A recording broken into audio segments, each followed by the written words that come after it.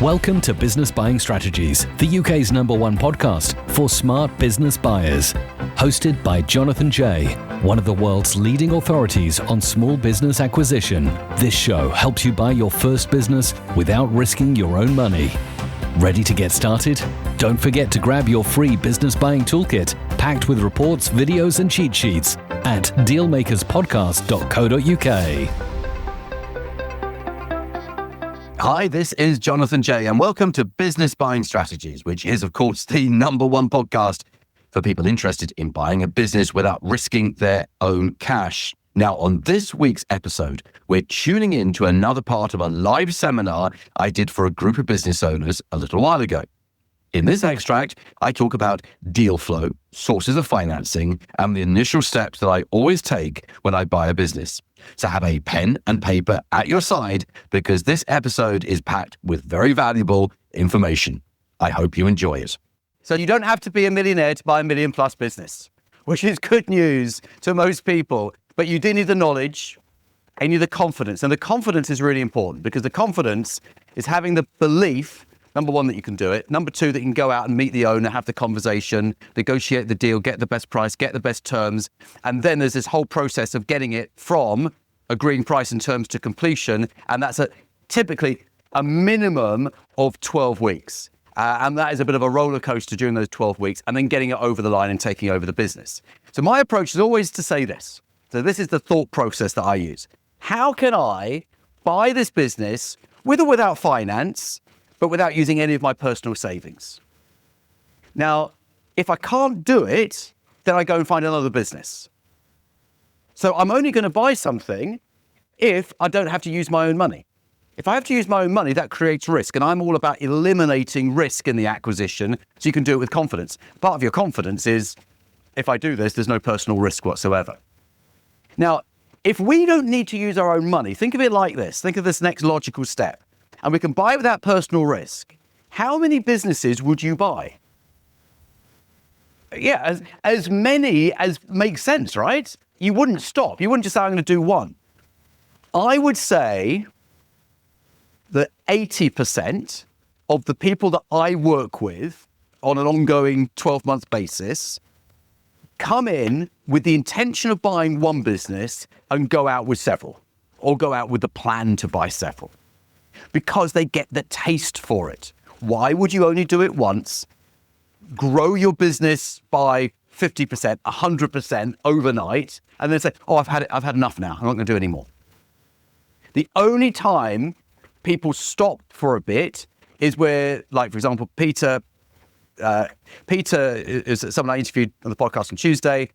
He worked as an engineer in a company that does something very specific that I can't remember again, but it's very, very specific. And he worked there as an engineer, and he and his colleague had been talking to the owner about doing a management buyout. And they went off and they found an investor who's going to put money into it. A year later, the deal still didn't happen.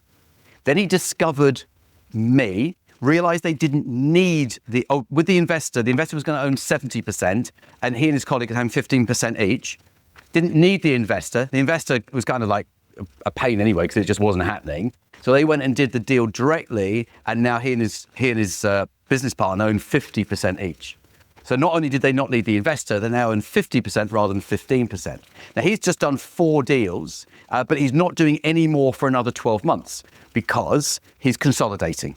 He's making sure all the systems and processes are in place. He doesn't want to create a house of cards. He wants to make sure it's absolutely solid before he goes again with the next round of deals. Now, when I talk about doing no money down deals, which is a phrase I absolutely hate, but I use it because people know roughly what it means, but I hate it. I think it sounds really tacky. No money down sounds really, really tacky. That creates suspicion in people's mind. Well, it sounds too good to be true. How can you do it no money down? It doesn't mean that the business is free. The owner gets what they want, and we got what we want, but without the personal cash. So we're not putting any of our own money down into the deal. It doesn't mean the owner doesn't get anything. It doesn't mean the business is free. We're just not putting our own money in. So just to make sure everyone's clear on that. Now, this is sometimes called, if we're going to get technical, a leveraged buyout. This is what private equity does. I did not invent leveraged buyouts. They've been happening since the 1950s. So a leveraged buyout is where we leverage what the business owns to finance itself. In other words, the business is funding its own acquisition, not you and me as individuals. So we do something called the deal jigsaw. The deal jigsaw is where we take different financing methods, put them together to create an acquisition which is 100% financed without any personal risk for you. Now, if you do decide to work with me, there'll be one thing that you will hear me say endlessly, which is no personal risk. Is there personal risk? Well, let's do it a different way. Let's not necessarily not do the deal, but let's do the deal a different way so there's no personal risk. Talking to someone at the tea break about personal guarantees.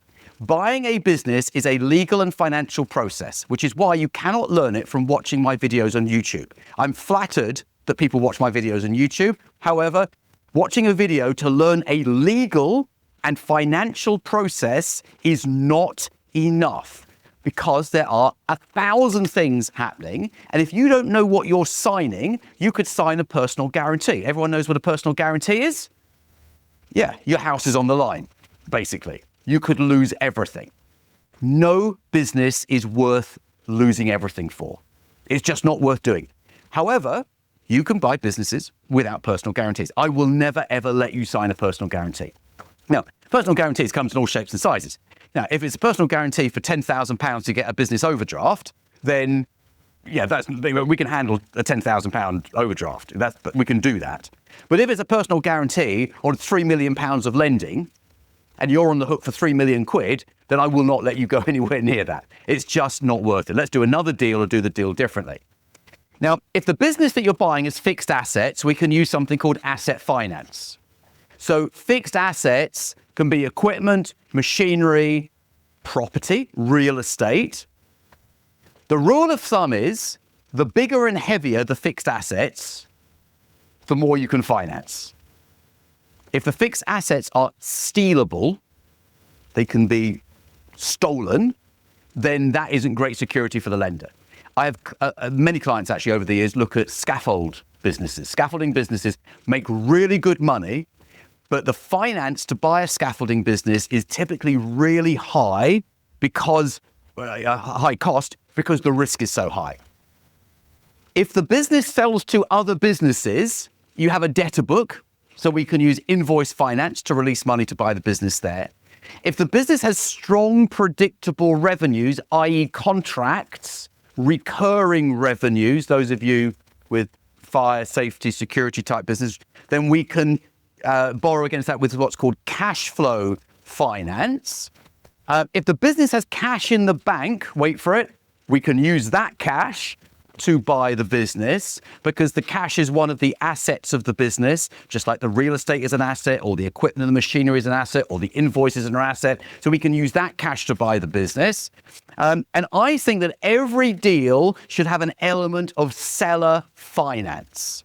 Seller finance is where we effectively, now listen to what I'm saying and then I'll explain it, borrow from the person selling us the business to buy their own business from them. Let me put it in a far easier to understand way, which is we buy now, we pay later. Just like a sofa or a kitchen. We buy now, we own it now, we pay for it later. How do we get the money to pay for it later? Don't worry, it comes out of the profit that the business makes. Now, that's a very vanilla way of describing it. There are far smarter ways of doing it where we link the payment for the business to the performance of the business. We might link it to certain members of staff staying for a certain period of time. So, people are critical to the business. They don't quit the next week after you bought it. We might link it to profitability. Every single seller is going to tell you next year is going to be brilliant. They're all going to tell you next year is going to be brilliant. All these new contracts coming in, next year is going to be amazing. Oh, it's going to be incredible. Fine. In which case, we'll pay you more if it is.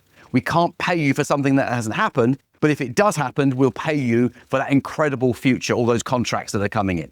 So I'll give you a quick example of asset-based finance. Let's say we've got equipment value of $500,000. There's already some finance left on that equipment of 100,000. We can refinance 80% loan to value, which is 400,000. So we've got 400,000 of equity. We refinance 400,000. We repay the original finance of 100,000. We're left with 300,000 cash. Now, there are three things that you can do with that 300,000. Two are exciting. Two are moderately exciting, and one is extremely exciting. The first is you can use some of that money to buy the business. We've already said that. Makes sense. Second is you want additional working capital to grow the business. There it is. But the third really thrilling thing that you can do with it is you can pay yourself a deal fee. Now, for those of you taking notes, write down deal fee, because I don't want you to forget the deal fee part.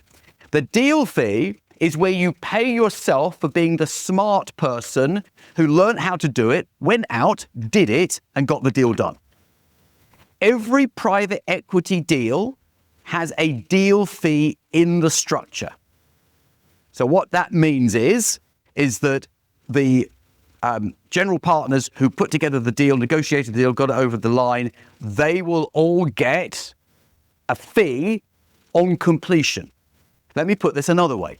You get paid the day you buy the business. Now, that's pretty good, right? Takes the pressure off a little bit, doesn't it? I have clients who the deal fees can be like tens of thousands to hundreds of thousands, depending on the size of the business. The biggest deal fee I ever heard of was a colleague who owns a private equity firm, and that was a £7 million deal fee on day one. That's pretty impressive. But even if it was 70,000, then you've just bought a business and you've made money the day you bought it. What's not to like? What's not to like about that? So let me go through the system with you. I'm going to give you 21 steps, and I'm going to take you through each one of these 21 steps. You might want to jot these down. It looks like most of you are going to. So the first is you need to have a compelling goal for an amazing future. Otherwise, why on earth would you put the effort into doing this? So number one, you've got to get the goal. I'll give you a couple of quick tips on setting the goal for the future. And you don't need to do this now, but this is something you do at home. Work out what you need to have a very comfortable life, to pay off the mortgage, to put the kids through university, to buy the holiday home in Portugal, to buy your parents a new house, whatever it might be. So different for everyone. Put aside a certain amount for holidays each year. So go online, look at the most expensive holidays and say, how many of those do I want a year? So I've got one client, David. He's a 6 holiday a year guy, all funded from his businesses. So work out what that number is. Add it all up. And here's the thing.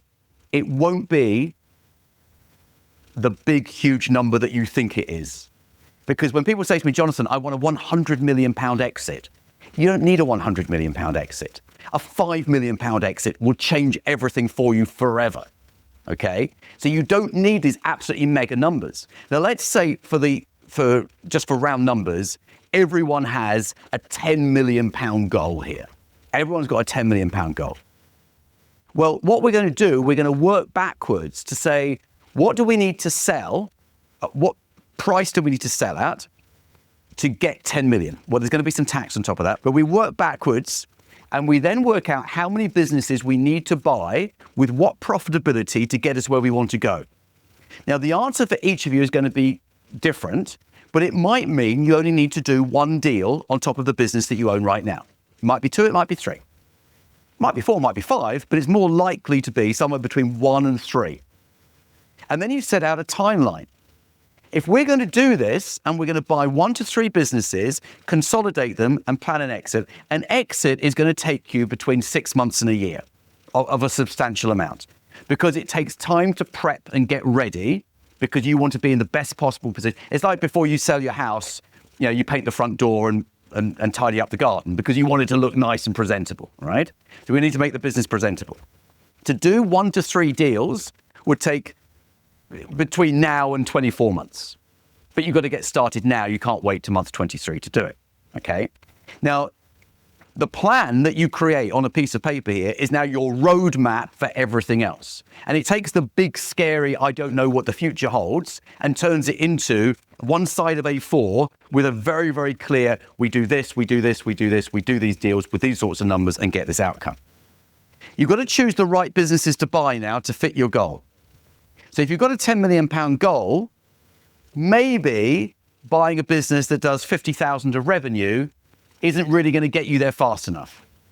So you need to choose the businesses wisely. Now what we need to work on is your credibility and confidence. You need to be able to walk into a meeting with the owner of a business and hold your own, even if you've never done it before. You need to be able to sit down with the owner and actually have a conversation with their accountant, typically 8, 9 times out of 10, their accountant is sitting there, and being able to, you don't have to become an accountant, but when the accountant says, you know, we're looking at a 5.5 times EBITDA, you need to know exactly what that means and how to respond to it. So you need to have the terminology, you need to know what you're doing in this situation. This is where most people start to go a little bit wrong, because you need to build this at the same time as building the goals. All of this happens at the same time. Now we need to look for off-market deals. The off-market deals are always the best ones. They're not advertised for sale. You won't find them on a website or a business broker advertising them. They're off-market. It's only going to be you and the owner, no other interested parties, no one else saying, no one else vying for the business. One thing I hate are auctions, where the seller says, oh, I've been offered more than that by someone else. You have to go higher. No. I don't do that. I don't look. Someone clearly has been speaking to you before me. I do not want to tread on their toes. I will let you and them continue your conversations. I will back out at this point. And if the deal doesn't happen with them, my door is open. Come and talk to me. And then they'll phone you like 2 days later. You know why? Because the other person didn't exist. They were trying to make out there was someone else interested in the business. But when you go off market, you don't get any of that, because there is a completely different dynamic. It's not like with a business broker who's always playing you off against someone else. You need to do an amazing discovery call. 30 minutes on the phone, not a minute longer, possibly a lot less. The first 6 discovery calls that you do, you'll be a little bit all over the place. They'll take way too long. You won't get to the point. You'll ask the wrong questions. I've got a framework for discovery calls, a structure for discovery calls that basically gets to the point very quickly. You do 6 of them, you're on the learning curve. Number 7 onwards, you'll be really good. So I've seen this with, now, if you follow my process, within weeks, you'll be speaking to between 15 and 30 owners of businesses who want to sell. After you've spoken to between 15 and 30, you'll feel so good. You'll feel professional. You'll feel expert. You'll just say, look, give me a phone number. I'll phone them and talk to them about their business. You won't need to prepare anything. You won't need to think about it. You'll just do it. That is how quickly this learning curve happens if you get it right from the start. But you'll have a very steep learning curve first 6, and then you'll just get better and better as time goes on. You have to decide very quickly, is it a good deal or a bad deal? Now, a big question that people often ask me is, on the discovery call, do I talk about price? Good question. The answer is sometimes you do, sometimes you don't. With some sellers, they're very open about the numbers. The owners of larger businesses are more open about the numbers than the owners of smaller businesses, because the owners of larger businesses are used to talking about numbers, and they get management accounts, and they talk to their bank and give their bank updates, and they have those conversations about numbers all the time. Where the people who own smaller businesses are like, well, why are you asking? Well, because if you want to sell your business, I need to know the numbers. So do you talk about price in that first call? If your deal flow is really good, i.e. you're talking to lots of businesses, yeah, absolutely, I think you should. Let's get down to it. Let's get down to business. It's not a social call. Let's get down to business early on. Some people, though, you can sense they're a little bit skittish. However, and they don't want to share everything right up front, but they will tell you how many staff they've got. If they've got one member of staff, well, that's going to be a smaller business. Well, they've got 27 members of staff. Well, okay. I'm now thinking 27 members of staff, that's going to be a 7-figure plus business. So I look for little clues in what they're saying to try and calibrate my approach. So I've done hundreds of these calls. Yeah, literally, I've never counted, but it's got to be more than 500. And after a while, you get into it's almost like a bit of instinct involved. If someone is being really awkward and difficult on that call, then life's too short. Move on to the next one. If they're just being obnoxious. If they're being obnoxious at the beginning, imagine what they're going to be like doing a deal with them. Okay, so yeah. Buying an underperforming business, we've talked about the pros and cons of this. Sometimes you'll discover that there is an underperforming business. I actually think for you guys, there's an opportunity there, because I think there's an opportunity for you to take what you've learned from Joseph in other programs with him and use that to improve that business. But underperforming businesses, you can often pick up for very little. In some occasions, they almost like pay you to take it off their hands.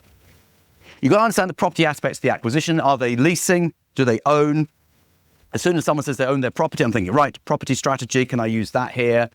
And you've got to know how much to pay for the business. Now, this is the big thorny issue of how do we value a business. The bottom line is this.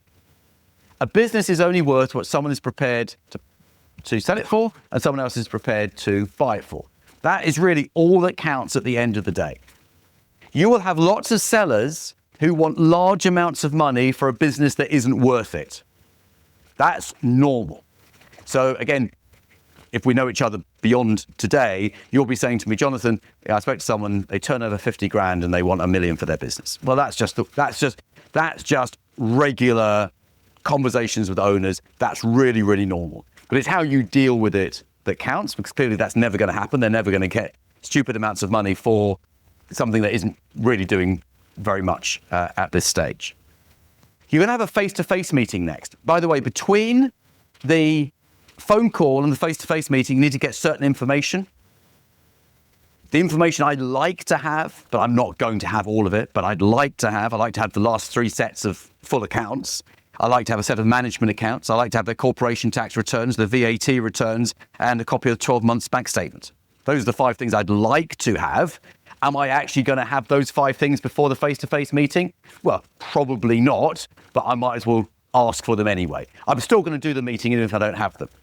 Now, the face-to-face meeting is where the accountant turns up, and that's where it gets serious. Up to this point, you can kind of play it a little bit, but when you're actually in a face-to-face meeting, we're now in serious territory, and we've got to have a proper conversation. And you're probably going to be there no more than 90 minutes. I don't think any of these face-to-face meetings last longer than 90. Otherwise, what happens is you get to the end of the meeting and you kind of you start up again and talk about it all over again. It's really important to keep focused. You go in with an agenda for the meeting and you work your way through the agenda. And at the end of the 90 minutes, you leave. Now, with businesses that are sub 1 million in revenue, my goal for you is at the end of that first meeting, you are at what we call heads of terms. Heads of terms is a framework agreement. It's a document that you have on your laptop. Let's say you're meeting in a hotel reception, which is a pretty good place to meet, by the way. My preference for meetings, I'm jumping around a little bit here. My preference for meetings is the seller comes to you. That's my preference. The seller comes to you. And I used to do, when I was in like massive full flow of doing this, I would do 3 meetings a day. 9 o'clock, 12 o'clock, 3 o'clock. The 9 o'clock sometimes stay over the night before in a hotel. They turn up with their overnight bag. They're serious sellers. If they've got an overnight bag, they're serious about selling. You don't come down, stay in a hotel to meet someone the next morning unless you're really serious. I like the 12 o'clock person if they arrive early, because often people don't arrive 1 minute before. They can arrive like an hour before the meeting. I like them to see me finishing up with the 9 o'clock person because I want them to know that I'm not just talking to them. And I tell the 9 o'clock person, oh, we've got a busy day today. I've got someone coming in at 12 and someone coming in at 3. And the 3 o'clock person, I say, oh my goodness, we've had a busy day. We had someone at 9, we had someone at 12. Because I don't want them to think they're the only one. Look, I don't want them to think they're special. I want them to know I've got choice. If it's not your business I'm going to buy, I might buy your business. I don't know whose business I'm going to buy. As soon as they think that they're special, price and expectations go up. This is all this mental game of the negotiation. How to fund the business without cash. I am figuring out in that meeting how I'm funding it. I don't have to go away and think about it because I've got a framework for making that decision based upon what they're telling me about the business. I'm going to create a no money down deal structure there and then in the meeting. Because with those sub 1 million revenue businesses, if I can get to heads of terms, I want to be able to put the deal structure into the heads of terms document. So the heads of terms, very simple document. Let me tell you how I do this. So I have it on my laptop, and we've reached an agreement with some sort of proposed deal structure, what we're going to pay for it, how we're going to pay for it, and what it all looks like. And I say, look, it feels like we've got a deal. Does it feel like we've got a deal? They go, yeah, it feels like we've got a deal. And I reach over the table and I shake their hand. Now, if they don't want to shake my hand, a little bit hesitant, okay, we haven't got a deal then. But they haven't told me, they didn't want to tell me. So I want to have this conversation there and then. I don't want us to leave the meeting and not have a deal. So let's say we have shaken hands on it. I say, look, let's put it in writing. I don't want you or I to walk out of here and forget what we've agreed. Okay, so I've got this very simple doc. It's got a heads of terms. It's not legally binding. I'll read it through with you. There are 4 paragraphs that are legally binding, but you'll agree to all of them. The 4 paragraphs that are legally binding in a heads of terms document are confidentiality. I'm not going to tell anyone about your business. You're not going to tell anyone about my business. Jurisdiction. We're in the UK, so this is a UK agreement. Fees. I'll pay my own professional fees. You pay your professional fees. I'm not going to pay yours. You're not going to pay mine. You'll be happy to know. Most important one, exclusivity. The most important clause in that document is exclusivity. The exclusivity agreement, and you'll give them £1 for the exclusivity, is they cannot talk to anyone else about selling their business once they've signed the heads of terms. And I'm trying not to smile because this is so important. Look what you've just done. You've just pushed away all the competition. They can't do someone else is interested thing. You've got exclusivity, usually 12 weeks, sometimes 16. If they're savvy, they'll want less. If you're savvy, you want more. Okay? So we've got this exclusivity, which means that it's just you and them. They can't talk to anyone else. Otherwise, they've broken the agreement that they've signed. So I fill it all. I said, look, let's get another cup of coffee. Help me fill it in. So what's the registered company number? And your surname is spelled. I've got it. So I just fill it in. I say, okay, let me just print this out at reception. Now, when I arrived at the hotel that morning, I told reception, I've got some really important business meetings today, and hopefully I'm signing some contracts. It's really exciting. And they get all excited. They think they're in on this big contract signing thing. I'm going to be emailing you some documents. They're not very long. I just need you to print out some copies for me later. Could you do that for me? And I get their email address. I've already got it. And I say, right, I'm going to email this over to reception. I'll go to reception and say, I've just sent them to you. Print out 2 copies, staple them, come back to the center and say, right, I've got 2 copies. Let's go through it together. So paragraph 1, this is you. Paragraph 2, this is me. I'll read it through. So we've agreed we're going to pay £750,000. This is how we're going to do it. Right, are you happy with that? Happy? Okay, let's sign. Now, you've signed heads of terms to say, right, let me tell you what happens next. You're going to instruct solicitors. We're going to instruct solicitors. I'm going to give you a big solicitor's tip. Only use an M&A professional. I guess some of you will work with me going forward. I've got all the team. I've got all the people. So you use my guy, okay? My guy will recommend 3 other guys that he's at arm's length with, but he knows their professional outfits. And you say, look, if you go to a solicitor who does like divorces and the Party Wall Act and things like that, you're not going to get a great service. Here are the names and numbers and email addresses of 3 solicitors. I've never used them. I've got no contact with them whatsoever, but they come highly recommended as doing a job like this at a reasonable price, and they do it quickly. And you said the speed was important. So just give them a call and see. We don't have to use them, but if you want to, they're up to you. You know what they always do? They use the top one, the first one. They never phone number 2 and number 3. They always use the first one. So now we haven't got the problem that my colleague Alison's got, where she's trying to get the deal over the line with a poor solicitor on the other side. So what I'm sharing with you now, I've learned from 25 years of doing this. And as we were saying when we chatted earlier, I've had hundreds of people go through Mastermind over the last 8 years. All of their experience is in the pot as well. So this is what speeds up the journey when you can tap into someone's knowledge and experience. Thanks for listening to Business Buying Strategies. If you enjoyed today's episode, please subscribe and leave a review. And remember, for more resources and guidance on buying a business, visit dealmakers.co.uk. Have you downloaded your free business buying toolkit yet? It's packed with resources to help you close your next deal. Get it now at dealmakerspodcast.co.uk. We're back in a fortnight. Until then, here's to your next successful acquisition.